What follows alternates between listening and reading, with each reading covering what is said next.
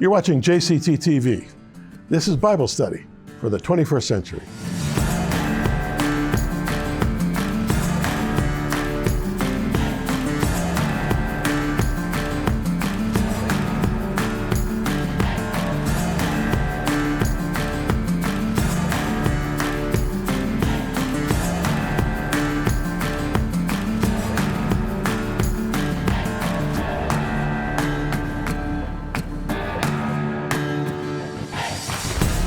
So friends, we have been on a journey through the Gospels for several years now.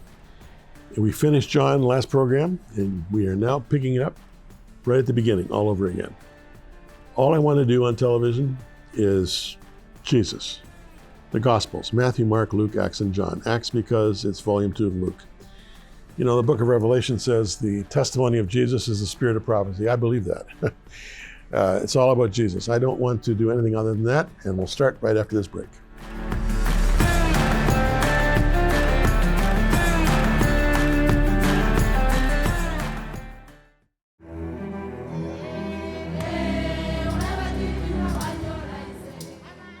Wow!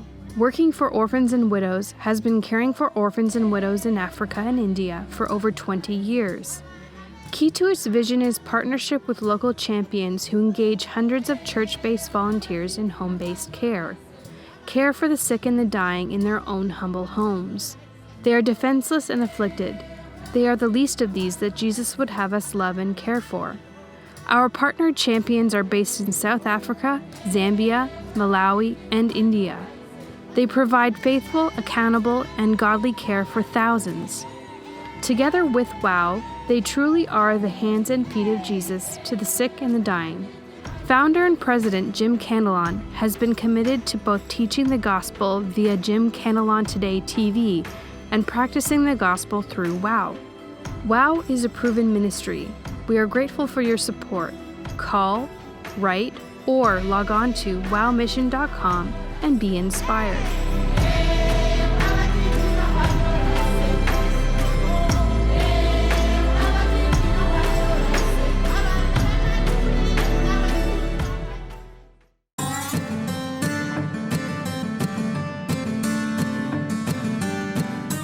So friends, we're back in Matthew chapter 1, verse 1. Can you believe it? I was just reflecting as I was preparing for today on when we began, I think it was 6 years ago, with Matthew chapter 1, verse 1. And at that time, I said something that I will say again. It begins with a genealogy. Who reads genealogies? Well, I'll get to that in a minute, but let me just give you a few introductory insights to the book of Matthew. The name Matthew, by the way, when we lived in Israel for 7 years in Jerusalem, we still have three kids. They were children then, now they're adults with children of their own. But our oldest was 7, our second was 5, and our third was 3. The 7-year-old, a month after we arrived, we put into a local Israeli school. Not a word of Hebrew did he know, nor did we. I knew some biblical Hebrew that I studied in university, but modern Hebrew, not a chance. And anyway, it was a very welcoming atmosphere. The principal of the school took our oldest son under her wing and gave him an hour's instruction in Hebrew language every day. This was in November of 1981. And by March of 1982, he was fluent. And by June, he was in the top 5 in his class. I mean, it couldn't have been a more positive, if you will, immigrant experience than what we had in Jerusalem. But one thing the Israeli schools do is they do a lot of presentations, programs, where Israeli kids sing, they dance, they make speeches. And I'll tell you, we have yet to meet an Israeli kid who just doesn't shine on stage. I mean, self-confidence is the name of the game. And I remember one little kid especially, his name was Matan. He would stand there, little 6-year-old, 7-year-old, you know, and just project and speak at the top of his voice with great confidence. And I turned to Kathy at one point, my wife, and said, that kid's going to be a politician one day. And I think that's exactly what he is today. Anyway, his name was Matan. A similar root to Matatiya, from which we get Matthew, basically means gift. And in his case, Matatiya means gift of Yahweh, or gift of God. He was one of the 12 disciples. You read about him early on in Mark and Matthew and Luke and Acts. He was high profile, but he was a tax collector. A tax collector in Capernaum, which was Jesus' adopted hometown. Now, Capernaum is on the northern shore of the Sea of Galilee. I love Capernaum. I've been there scores of times over the years. Sometimes just with my family, sometimes alone, sometimes with a group of people who have been touring Israel from various churches around North America or Europe and wanted me to spend some time with them there. It's a gorgeous place. I've done TV shows there. I love it. It was a fishing village, and it has a beautiful ruins of a synagogue built on the original basalt foundation, basalt being volcanic rock, black rock. But what's there now in ruins would go back maybe to the 4th century. There's also the foundation of a house about 30 steps from the synagogue, and it was the home of Peter's mother-in-law. And then just a few steps beyond that is the shore of the Sea of Galilee. And back in Jesus' time, it was a going concern. It was a central fishing center, but it was also right on the trade route. There was a big trade route called the Way of the Sea, and it used to come up and cross on its way up into Asia. And Capernaum was right on that track. And so there was a lot of strangers there, a lot of Gentiles there. In fact, Galilee is referred to Galilee of the Gentiles for that reason. There may have been more Gentiles than Jews in many cases. Most of them transients in that they were businessmen and so on, but others would set up, head offices, if you will. We would call them that in Capernaum because they had to organize and manage their trade between Asia and Africa and, Egypt and whatever. So it was very much an economic center. And Matthew was in the midst of all that as a tax collector. So he was collecting taxes, not only from the various trading missions that were going through with camels and donkeys and so on, but he also was collecting taxes from the local residents. And the thing about it was he was collecting these taxes for the Roman government. So as a Jew, he was essentially taxing fellow Jews for a foreign government, for an occupying government. And he was not appreciated, to put it lightly, because they all knew that the Roman authorities would say, okay, we want X number of shekels per person. And if you can get over and above that, you keep for yourself. And so they understood that any of them, in paying their taxes, a percentage, a surcharge, if you will, was going to Matthew. And this is why Matthew and all other tax collectors were persona non grata. They were seen as Benedict Arnolds. They were seen as cheats. They were seen as scum of the earth. They were hated. So, that's Matthew. Now, he was also known as Levi, and I don't know why that's the case, but for some reason, Jesus chose Matthew to be one of his disciples. Even though he's vilified by his fellow Jews, seen as a turncoat, a Benedict Arnold, seen as some smarmy person who's squeezing his countrymen on behalf of the Romans for their hard-earned cash. And you can be sure in a town of subsistence living blue-collar fishermen, he was rich, which set him apart even more so. So he's vilified socially, he's ostracized, he's separated, and he's got the nicest house in town. So he was socially stigmatized, no doubt about it. He certainly would never have been awarded Capernaum's Man of the Year award, for sure. Now, having said that, most Bible commentators agree that Matthew's priority in writing this gospel was to demonstrate that the life, the teaching, the overall ministry of Jesus satisfied the messianic expectations of the Old Testament prophets. The fulfillment of prophecy was a major concern for the Jews, and so it's believed that Matthew's target audience was Jewish. He wasn't writing for Gentiles. And the fact that in Matthew, the denunciation of Pharisaical Jews in particular is so distinct, it suggests to me that the author maybe had felt the sting of his social isolation by the religious citizens of Capernaum. Whatever. But his ostracization had been both for his turncoat tax gathering and his perceived flouting of oral tradition. I doubt he ever was allowed into the synagogue. He would have been shunned at the synagogue even though he was Jewish. Regardless, Matthew chose to record incidents and teachings that demonstrated, as one old theologian put it, the diametrical contrast between Christ and Phariseeism. He understood that Jesus had a universal message, a new wineskin, if you will, that would stretch beyond the religious and cultural confines of Palestine.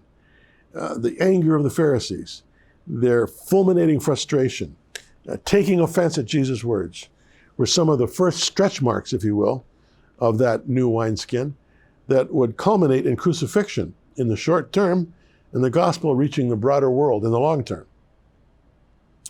When you read the book of Matthew, you can analyze it under three main divisions. Number one, chapters 1 and 2, Jesus' early life. Number 2, chapters 3 to 18, Jesus in the Galilee. Number 3, Jesus in Judea and Jerusalem, including his crucifixion and resurrection in Matthew chapters 19 through 28. And I will follow those three divisions as I casually comment over the next, who knows how long it might take for us to go through the book of Matthew. Could take us a year. I don't know. Whatever it takes, it takes. I'm not here on a rush, nor should you be. In fact, when I study the Bible, I try to take my time. I've been doing it for my whole life, but the longer I study the Bible, the more time I take with the Bible, because as my father, who was a pastor before me, and my grandfather before him, they all testified to this. The more I read, the less I know, because there's always stuff jumping out at me that I didn't see before. And I'm astonished that I missed it the last time, or the last 20 times. But look at this. And so many times my dad would say, jump, come and take a look at this. I just discovered something here. And this was a man who spent, well, I think he read through his Bible something like 3 times a year. I mean, over the course of, 70 years? That's a lot of Bible reading. Anyway, it's not an exhaustive record of Jesus' life, but it is a very thorough one. And it wants to make one point. Jesus fulfills prophecy, and he is the promised Messiah.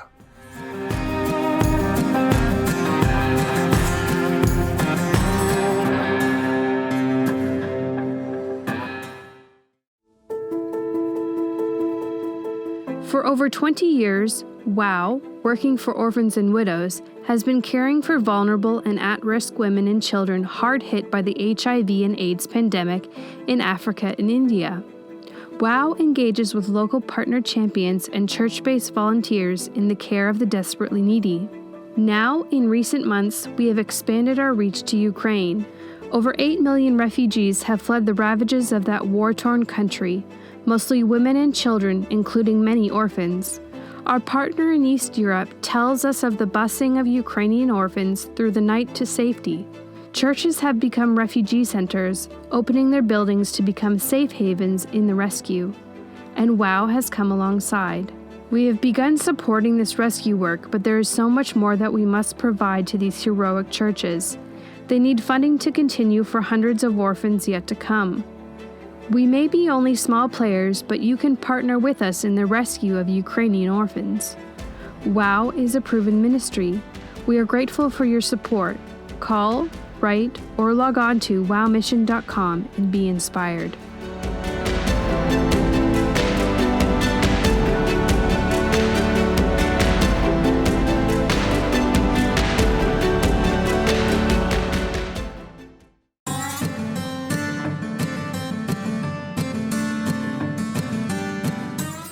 So as I said, Matthew has one goal, and that is to demonstrate that Jesus is the Messiah. He is the promised one. He is the fulfillment of Old Testament prophecy. And his audience are then Jewish, not Gentile. Gentiles aren't looking for the Messiah. Only the Jews are. And so he has a very distinct Judeo focus in what he writes. And you got to keep that in mind, because most of us aren't Jewish. And sometimes things kind of over our heads because we just don't understand where he's coming from. Look at verse 1. This is the genealogy of Jesus the Messiah, the son of David, the son of Abraham. Okay. That's all of the genealogy I'm going to read, because you don't want me to read all these begats, right? But I do want to get you to 17, and then I'm going to comment. Verse 17 says, let's go on the screen here. Let me get to 17. Where is it? Okay, there it is. Thus, there were 14 generations in all, from Abraham to David, 14 from David to the exile in Babylon, and 14 from the exile to the Messiah. This is how the birth of Jesus the Messiah came about. Okay, verse 18. Nobody enjoys reading genealogies. I certainly don't. And when I get to a genealogy in the scripture, my eyes tend to glaze over very quickly. Now, if you're a genealogist, maybe this is what you're made for. I don't know. But the Bible has several of them, and most of us, when confronted by one, as I say, tend to roll our eyes, press the delete button. Seems irrelevant, right?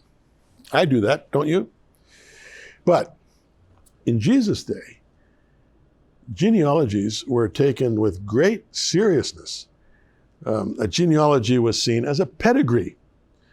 It proved purity of lineage. Jesus' culture, of course, was Jewish, and no one would call himself or herself a Jew if there was any foreign blood in their veins. I mean, any foreign blood in their veins. The chosen people had chosen DNA. They were exclusive. Now, this is fascinating for me for a number of reasons. But years ago, in my very first church ministry in Montreal, Canada, I took a few courses of Jewish history at, it's now called Concordia University.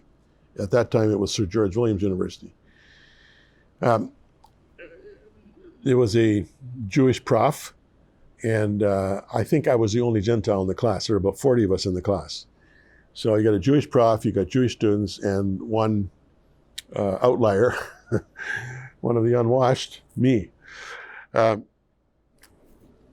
I'll never forget, it was the very first class.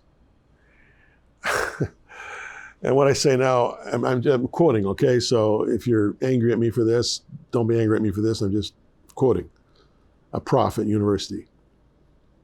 As a Jew, he stands up and says, now we want to get one thing straight here right from the beginning as we begin this course on the history of Judaism. There is no such thing as a racial Jew. There was a gasp. No kidding. There was a woman sitting across the aisle from me, and she almost coughed in her shock. No, he said, let me explain. There have been, maybe way back, people with purity of lineage in Jewishness. But he said, in more recent history, since the pogroms in Russia, since the persecution of the Jews in the course of centuries in Spain and other parts of Europe, in the Inquisition, in the scattering of Jewish people out of Palestine into other parts of the world through war and through famine and through being pressed into slavery, and he went on and on. He said there's been all kinds of mixed blood. And he's right, of course, on that one. And the point he was making was it's almost impossible for anyone to claim that they come from pure Jewish blood, that their lineage, their genealogy goes right back to Abraham and Jacob. So, he wasn't trying to shock anybody. He was just making a point. And of course, the point he was making was the thing that the Jewish people in early history valued maybe above anything else was their purity of lineage. And that's why genealogies were so important. What's more, with the critical component of religious observance in Jewish culture, those who served them spiritually, the priests, had to have an unbroken lineage, an unbroken DNA record. They didn't do DNA in those days, but you know what I mean. Right back to the first priest, Moses' brother Aaron. And the priest's wife had to have pure Jewish blood, I'm quoting there, at least 5 generations back. So the priests had to prove their acceptability as God's servants by this exacting physical and spiritual rigor. Nothing else would do. Indeed, Jerusalem's ruling council of 70 elders, the Sanhedrin, made sure of that. They kept and assiduously checked the genealogical records. There was no gray area when it came to being a Jew. Interestingly, in modern Israel, there's a very strict adherence to pedigree in the Ministry of Immigration. If you arrive at Ben Gurion Airport in Tel Aviv with papers proving your Jewish heritage, you're given citizenship within a day. It was founded as a Jewish state, and Israel works hard at keeping the bloodlines pure. But no, if there's no papers, no citizenship. Case closed. Appeal as much as you have the energy to do it to the Ministry of Immigration, the Ministry of Interior, you'll lose. A pedigree is a pedigree. You got it, you don't got it. Yeah. Well, this emphasis on genealogical purity was even harsher when it came to the centuries-long Jewish expectation of a future Messiah. His pedigree had to go back all the way to Abraham, and more specifically, he had to be a son of David. In other words, he had to be able to trace his lineage back to King David. And this is why Matthew starts his genealogy with what we just read. Jesus was, Abraham was the father of Isaac. Well, let's read it again. This is the genealogy of Jesus, the son of David, the son of Abraham. Let me just find it here in my Bible. Abraham was the father of Isaac, Isaac the father of Jacob, Jacob the father of Judah and his brothers, Judah the father of Perez and Zerah, whose mother was Tamar. He goes on and on and on. Okay. It has to be traceable back to Abraham. Messiah's family history had to be built on this exclusive bedrock. No exception. Okay? So it's surprising then to the modern reader, that being you and me, to discover in doing a little historical study that most people in Jesus' day were illiterate. There were many scrolls in the synagogues and courts of law, but no books as we know them today. And all of those religious and legal works were written and copied by hand. So, when a rabbi taught, there were 2, if any, note takers, and learning was done by memorization. And this is why Matthew's genealogy of Jesus is recorded in 3 groups of 14 each. Verses 1 to 6, he's got the genealogical history from Abraham to King David. From verses 7 to 11, he's got the history from David to the Babylonian exile. And then verses 12 to 16, the third progresses from Babylon to Jesus, who is called Messiah. Now, there were a lot of intervening steps, but he summarizes it in groups of 14. Okay. And that's Matthew's point precisely. Jesus is the Messiah. He's child of Abraham. He's son of David. And he's son of God. Son of God, where does that come from? Well, we'll get to that. I think what I'm going to do is next time I'll pick this up because I don't want to just get you halfway through and then leave you hanging. Let me make this point. I've said it many times in many ways over the course of the last 6 years. I'm a Christian today not because somebody had a revelation when he was sitting under an apple tree and it hit him in the head. I'm not a Christian because my family were Christian. I'm not a Christian because some philosopher, theologian convinced me in one of his books that I should believe. Not a Christian for any of those reasons. I'm a Christian because, and this is not bragging, I'm just simply reporting. I'm a Christian because at age 5, I had an encounter with the Lord. A powerful spiritual encounter. Maybe someday I'll tell you about it. This was supra-rational. It was beyond reason.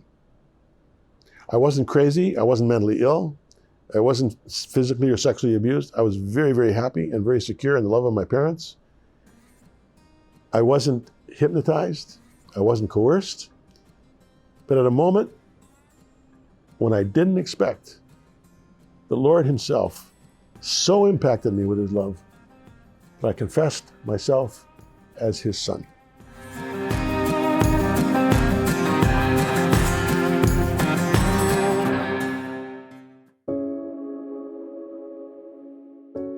Wow! Working for Orphans and Widows is a trusted Christian charity reaching out to the sick and the dying, the least of these in pandemic-stricken Africa and India. For over 22 years, Jim and Kathy Cantelon have engaged with community-based champions and church volunteers in the care for those whom Jim calls society's weakest link. Everything from home-based palliative care to the rescue and protection of young women and girls who are victims of abuse is done in the name of Jesus and is overseen by local partner champions and an army of church-based volunteers. WOW has a proven track record. Check it out on wowmission.com, or if you wish, you can call or write to us. Its sustainability is dependent on the support of faithful friends like you.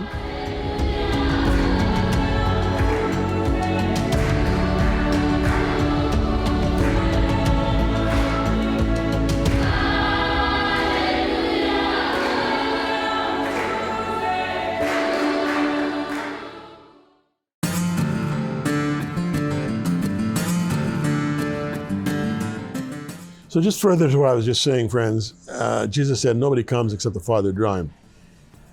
If you're a believer today, it's because God the Holy Spirit knows your name and has drawn you to himself. And every one of us who've been drawn to the Lord has a different story to tell about how that happened. But you know when the Lord is drawing you to himself. You know it. You don't doubt it. It has an ability to convince you like nothing else can. It's called the convicting power of the Holy Spirit. And so when I read the Bible, I'm not just reading the history of Jesus, I'm reading the history of salvation. Salvation history. The story of God saving us from ourselves and giving us new birth in the kingdom of heaven, new life, new worldview, new beginnings. Old things pass away, all things becoming new. It's the greatest story ever told. I love it. I hope you do too. We'll see you again next time. Thanks for watching.